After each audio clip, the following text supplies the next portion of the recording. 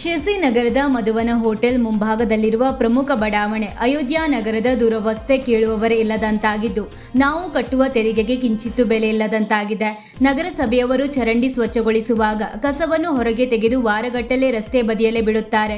ಗಟಾರಗಳು ಕಟ್ಟಿಕೊಂಡು ರೋಗ ರುಜಿನ ಹರಡುತ್ತಿದ್ದರೂ ಒಮ್ಮೆಯೂ ನೀರು ಬಿಟ್ಟು ಫ್ಲಶ್ ಮಾಡುವ ಸೌಜನ್ಯವನ್ನು ತೋರಿಲ್ಲ. ಇನ್ನೊಂದೆಡೆ ರಸ್ತೆ ಸಂಪೂರ್ಣ ಹದಗೆಟ್ಟಿದ್ದು, ರಸ್ತೆ ಮಾಡಿಕೊಡುತ್ತೇವೆ ಎಂದು 5 ವರ್ಷಗಳಿಂದ ಕೇವಲ ಭರವಸೆಯನ್ನು ನೀಡುತ್ತಿದ್ದಾರೆಯೇ ಹೊರತು ಗುಂಡಿಮಯವಾದ ರಸ್ತೆಗೆ ಒಂದು ಹಿಡಿ ಮಣ್ಣನ್ನು ಹಾಕಿಲ್ಲ. ಜೊತೆಗೆ ನಗರದ ಹೃದಯ ಭಾಗದಲ್ಲಿರುವ ಇಷ್ಟು ದೊಡ್ಡ ಏರಿಯಾಗೆ ಕನಿಷ್ಠ ಒಂದು ನಾಮಫಲಕ ಅಳವಡಿಸುವ ಯೋಗ್ಯತೆಯೂ ಆಡಳಿತಕ್ಕಿಲ್ಲ ಎಂಬುದು ತೀರಾ ನಾಚಿಕೆಗೇಡಿನ ಸಂಗತಿಯಾಗಿದೆ.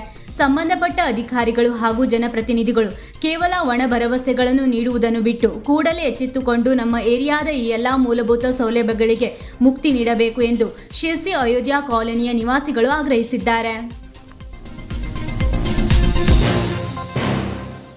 ವೀಕ್ಷಕ ಮಹಾಪ್ರಭುಗಳೇ, ನಮ್ಮ ಚಾನಲ್ ಅನ್ನು ಸಬ್ಸ್ಕ್ರೈಬ್ ಮಾಡಿ, ಶೇರ್ ಮಾಡಿ, ಪ್ರೋತ್ಸಾಹಿಸಿ.